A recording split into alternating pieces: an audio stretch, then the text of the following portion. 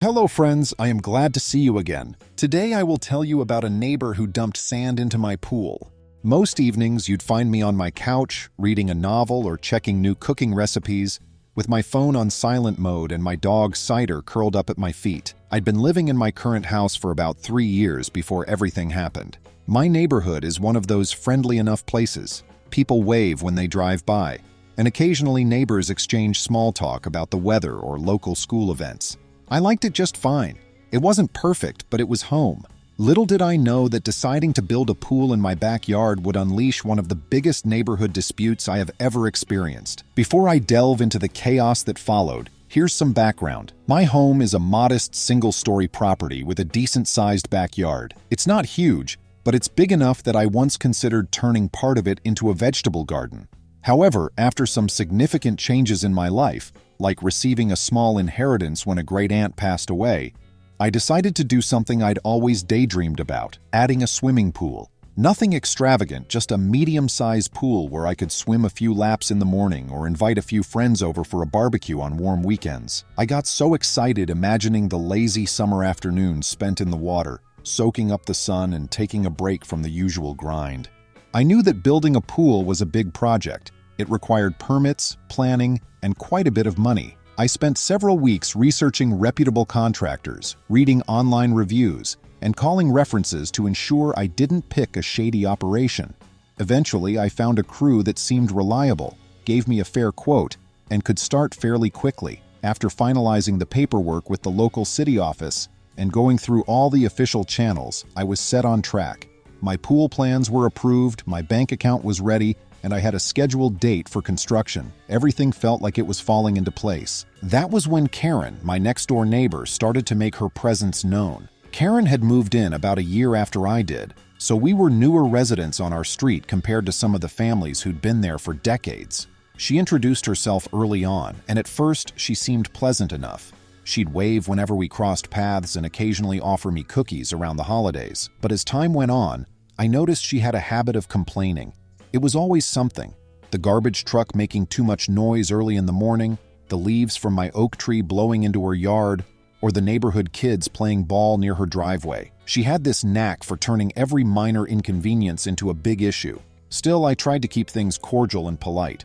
One evening, about a week before the pool construction was scheduled to begin, Karen knocked on my door. I remember it clearly because I'd just finished cooking dinner and was about to sit down with a plate of pasta. She stood there on my porch, wearing an unhappy expression, arms folded across her chest, and asked if we could talk. I invited her in, offered her some coffee, but she declined. Instead, she went straight to the point. "I've heard you're planning on building a pool, is that true?" I nodded, trying to be polite. I even started explaining my plans, the size, the location, the timeline. Karen, though, didn't look happy. She pressed her lips together. Her immediate response was that having a pool would attract parties, late-night noise, and more traffic on our street. She demanded to know whether I'd be hosting large gatherings that would spill over onto her property, or if people would be parking in front of her house. At first, I was taken aback by her assertive tone. I wasn't used to someone so openly stating demands about how I should live on my own property. I calmly assured her that I had no plans to turn my home into a party spot. Yes, I might invite a few friends over occasionally, but I had no intention of letting things get out of hand. In fact, I've always valued peace and quiet myself. That didn't seem to satisfy her. She started going off about how she knew these things always spiraled out of control. She told me horror stories about her previous neighborhood, where someone had built a pool, and suddenly the entire street was overrun with out-of-town partygoers. Her words, not mine. I tried reassuring her a second time, more firmly this go-round, and I asked her to trust me. She left without so much as a goodbye, letting me know in so many words that she'd be watching. It was awkward, but I tried to shrug it off. People can be strange about property changes, especially in neighborhoods that are mostly quiet. Everyone has a different sense of what normal noise levels might be, so I chalked it up to her personal concerns. Surely, I thought, once the pool was in and she saw I wasn't hosting big events, she'd realize her worries were unfounded. The construction began on a Monday morning. The contractors arrived early, and I gave them access to the backyard through the side gate. They set up their tools, measured everything out, and got to work. It was definitely louder than usual around my house for those first few days.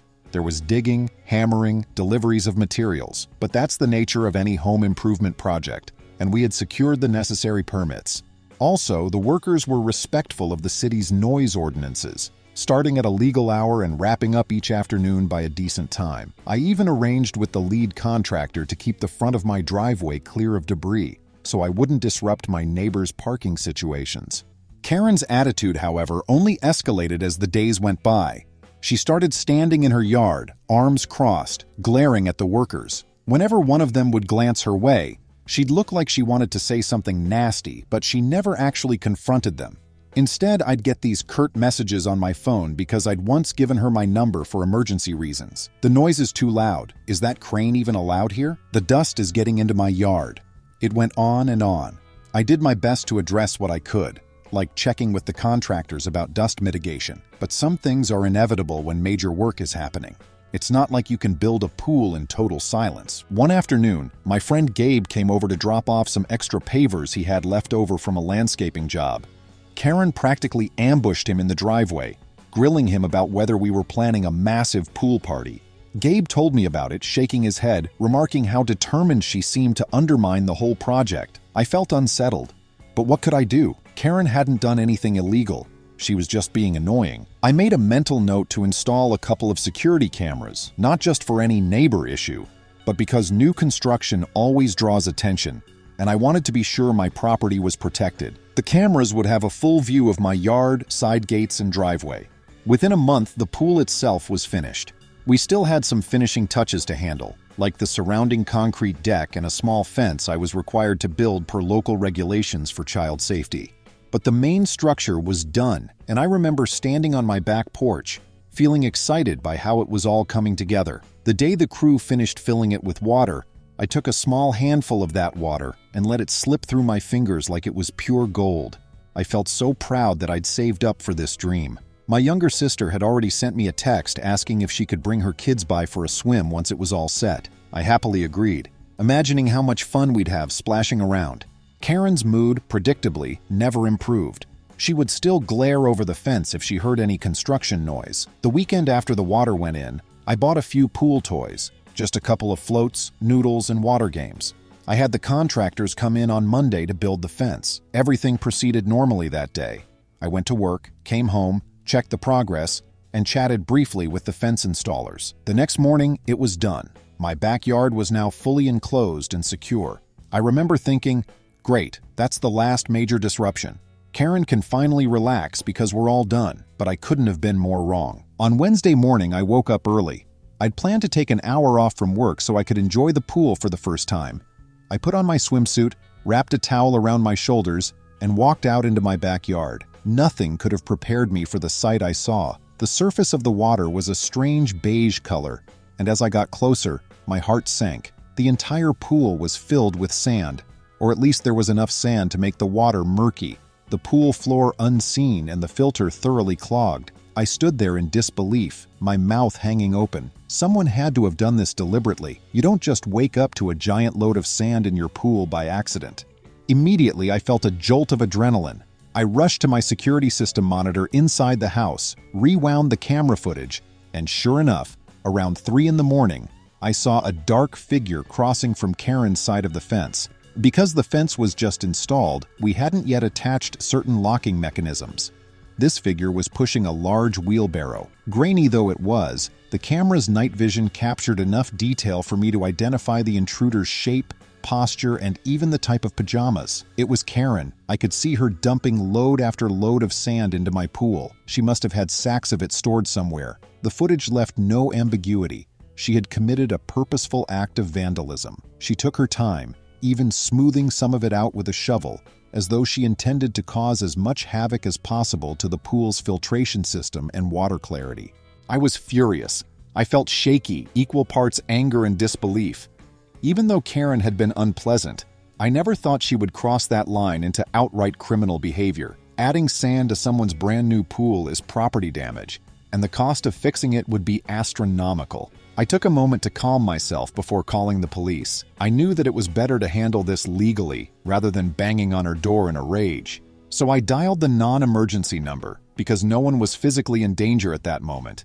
and explained the situation. They sent an officer over to take my statement. The officer was sympathetic, and when I showed him the video footage, his expression morphed from mild professionalism to stunned disapproval. He took my statement, asked a few clarifying questions, and said he'd be paying Karen a visit. I could tell from his tone that this wasn't the first neighbor from hell scenario he'd encountered, but the sheer scope, tons of sand in a brand new pool, was definitely on another level. Meanwhile, I tried to contact my pool contractor to see how bad the damage would be. He told me in no uncertain terms that cleaning out the sand would be a complex process. The entire filtration system could be ruined. The pump might be shot, and even if I vacuumed all the sand out, which was a huge undertaking, I'd need to refill the pool, flush out the lines, and possibly replace some mechanical components. In other words, this was going to cost a small fortune.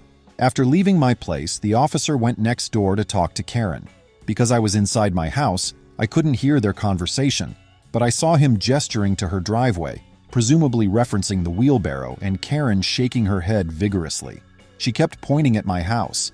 Even from my window, I could see how heated the discussion was getting. He stayed there for about 10 minutes, then walked back to his patrol car. Later that afternoon, he returned to let me know Karen had denied everything, claiming she was nowhere near my property that night. But the security footage told a different story. He gathered the evidence I had, including the digital file, and said a detective would follow up. I spent the rest of that day trying to figure out next steps, mostly cleaning around the pool area, removing the big lumps of sand with a net and storing them in buckets. It was messy, frustrating work. My meticulously planned dream turned into a massive headache. Meanwhile, Karen doubled down on her behavior. She glared at me from her window, stormed out to check her mailbox, and then scurried back inside. She clearly knew she'd been caught but was determined to keep up her denial. If anything, her stance had hardened. In the days that followed, I received multiple calls from the police station, confirming details, and they eventually let me know that Karen was being charged with vandalism of my property. They said if the damage exceeded a certain threshold in cost, it could escalate the charge.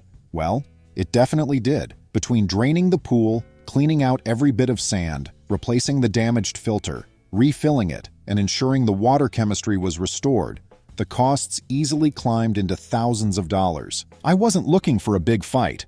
Honestly, if Karen had simply apologized and offered to pay for the damage, I might have let it go with a simple restitution arrangement. However, she was adamant that she was in the right. In a bizarre twist, she even left a note on my front door, typed out so there was no question of it being her handwriting, stating that she was tired of potential party threats and teaching me a lesson. She insinuated that if I had no pool, I wouldn't be able to host pool parties. If she believed I wasn't throwing parties before, she was convinced that once I had a pool, there'd be parties every weekend. In her mind, the only way to keep the peace was to sabotage the pool. It was insane logic. It also neatly demonstrated premeditation. I turned that note over to the police as well, and that pretty much sealed the deal. My insurance company got involved, and they filed a claim on my behalf against her homeowner's insurance. Karen's insurer didn't seem thrilled about covering an act of blatant vandalism, which left Karen personally liable for some costs. While all this was brewing, I decided to hire a lawyer to help me navigate the civil side of things. My attorney was straightforward in explaining that Karen's actions fell under criminal mischief statutes. Given the cost of repairs was high, she would likely face more than just a slap on the wrist. As if matters weren't tense enough, another neighbor, Mia, mentioned she'd seen Karen in the middle of the night at least once before, rummaging around in her own backyard with bags that looked suspiciously like landscaping sand. Mia hadn't thought much of it. Maybe Karen was doing yard work. But after hearing about my incident, Mia realized that it matched the timeline. While it wasn't direct evidence, it added to the general narrative that Karen had been planning this for some time. Mia willingly gave a statement to my lawyer about witnessing Karen's late-night yard activities. Before I knew it, the case actually went to court. The district attorney's office seemed pretty confident that they had enough evidence to secure a conviction for felony vandalism, especially given the high damage cost. I dreaded the process, but I also wanted some justice.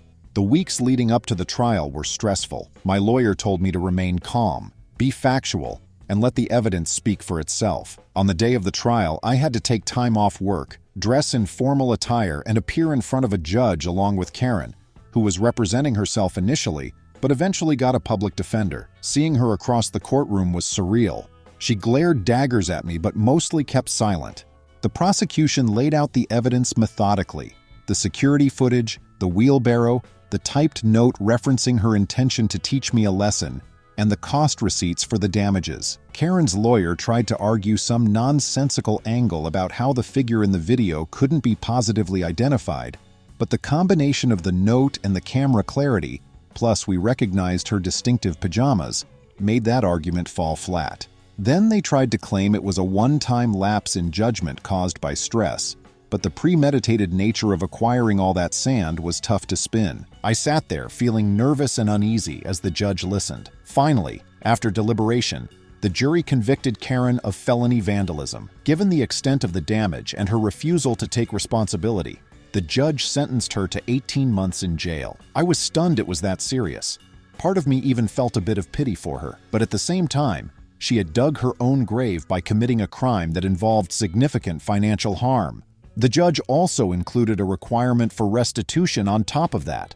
So not only was Karen going to jail, she was going to owe me money for the damage. In the aftermath, the tension in the neighborhood eased a bit. Karen's house sat empty for a while, and I heard rumors that her sister moved in temporarily to maintain it. I didn't have much contact with the sister, except for one day when she came over to apologize on Karen's behalf. She said Karen had always been paranoid about noise and gatherings.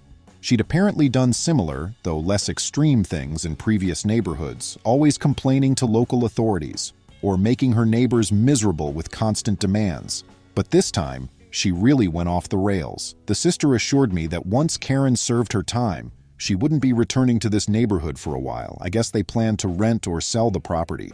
I didn't pry. Meanwhile, I focused on repairing the damage. It took weeks to fully restore my pool to usable condition. The mechanical components were replaced, the water was properly balanced, and the deck area was cleaned up. In a strange twist, the fiasco brought me closer to some of my other neighbors. Jake, who lived 2 houses down, offered to lend a hand with manual labor on weekends, siphoning out sand from the shallower end. Mia brought over a hot lunch one Saturday, and we all had a moment of communal bonding. Several people expressed sympathy and said they never understood why Karen was so fixated on me. Honestly, I think she was just the type of person who craved control. She didn't want her quiet environment ruined, and she assumed the worst about me simply because I was adding a new feature to my home. A few months after the trial, I decided to throw a small gathering in my backyard. It was more of a thank you for everyone who supported me. Plus, I wanted to celebrate that the pool was finally back in working order. I grilled some hot dogs and hamburgers, set up some deck chairs, and invited maybe a dozen people. Nothing wild, just a good, relaxing afternoon. As I floated lazily on a pool noodle, sipping lemonade, I realized how bizarre it was that Karen's entire meltdown had started over fear that I'd become some sort of wild party host. My event was calm, fun, and ended early in the evening. There was no rowdy behavior or parking chaos. If only Karen had believed me in the first place. And some months later, life returned to normal. The whole ordeal was a lesson in neighborly boundaries and the extreme lengths some folks will go when they feel threatened by a potential change. I can't say I was happy that Karen ended up spending time in jail, but I certainly wasn't about to drop the charges for such a severe act. Actions have consequences, and damaging someone else's property is not a trivial matter. I heard that, from behind bars, Karen was furious, claiming she'd been railroaded, but her protestations carried little weight given the mountain of evidence. Now let me weave in a few other events that happened during that period, just to paint a bigger picture. Around the same time the pool fiasco was unfolding, the city council was debating a new noise ordinance. Karen, ironically, had been one of the most vocal people demanding stricter noise regulations. I remember receiving a flyer in my mailbox, sent by Karen to all the neighbors, encouraging us to attend a city council meeting to voice our support for a quieter community. I never went as my work schedule didn't allow it, but apparently she showed up, passionately argued her position, and tried to pass around a petition. Another neighbor, Donald, told me that the council was polite to her but ultimately decided that the existing ordinances were sufficient. I think that probably fueled Karen's frustration, making her believe no one was taking her concerns seriously. Little did the council know how extreme her reaction would eventually be. Another subplot involved my colleague Rachel, who who'd been hearing about my house drama day in and day out at the office. She found it fascinating because she was going through her own neighborhood battle, though of a different sort. Rachel lived in a place with a strict homeowners association, and she'd had a fight over the color of her front door. While not directly related to my story, hearing Rachel's experiences with property rules gave me a window into how easily friction can arise when people feel their sense of order is being threatened. But in Rachel's case, it was just letters of warning and small fines, not buckets of sand in her living room or anything as destructive as what Karen did to me. Meanwhile, a slightly humorous tangent concerned my dog, Cider. With all the construction and then the constant presence of strangers, lawyers, insurance agents, investigators in my home, Cider was on high alert. Normally he's very friendly, but that entire month he seemed to sense the tension and acted more protective than usual. One of the nights after the sand incident, I noticed Cider scratching at the back door around midnight. I flipped on the porch light, worried Karen might be out there again, but it was just a wandering stray cat. Still, the stress had apparently seeped into Cider's routine as well. About a year later, I finally felt comfortable enough to say that the situation was truly behind me. Financially, Karen's insurance and her restitution payments helped cover the cost of the repairs, although it was a drawn-out process. She had a payment schedule mandated by the court. I can't say I gained anything from that fiasco other than a better understanding of the legal system and how to set up bulletproof security measures. I upgraded my cameras, installed motion sensor lights, and even reinforced my fence gate so that if someone tried something like that again, at least I'd have a clearer view and more immediate notification. In a weird twist, a new family eventually moved into Karen's house. I never met them until one afternoon. A moving truck pulled into the driveway, and a woman named Grace came over to introduce herself. She said they'd bought the property from Karen's sister and were planning to renovate parts of it. Grace was polite, gave me her phone number just in case, and assured me she had 3 young kids who liked to play in the yard but wouldn't cause trouble. I told her about the fence line, the property boundaries, and we shook hands. It felt good to start fresh with someone new next door, hopefully free from bizarre disputes and sabotage. Over time, I struck up a friendly relationship with Grace's family. They'd bring me cookies around the holidays, and I'd let their kids pet Cider if they spotted us outside. It was a night and day contrast to Karen's era. I wish I could say Karen learned her lesson, but I don't really know how she processed that 1.5 years in jail. I do know that a felony record carries consequences, and her little stunt likely impacted her life more than she could have anticipated. I can't imagine her rationale for wanting to sabotage someone's property simply because of potential gatherings. It's mind-boggling that her assumption that I'd turn into a perpetual party host led her down such a destructive path. Reflecting on the entire saga, there's a part of me that sees it as a cautionary tale about neighborly disputes. Communication can solve a lot of problems if people are willing to listen, but Karen was never open to hearing me out.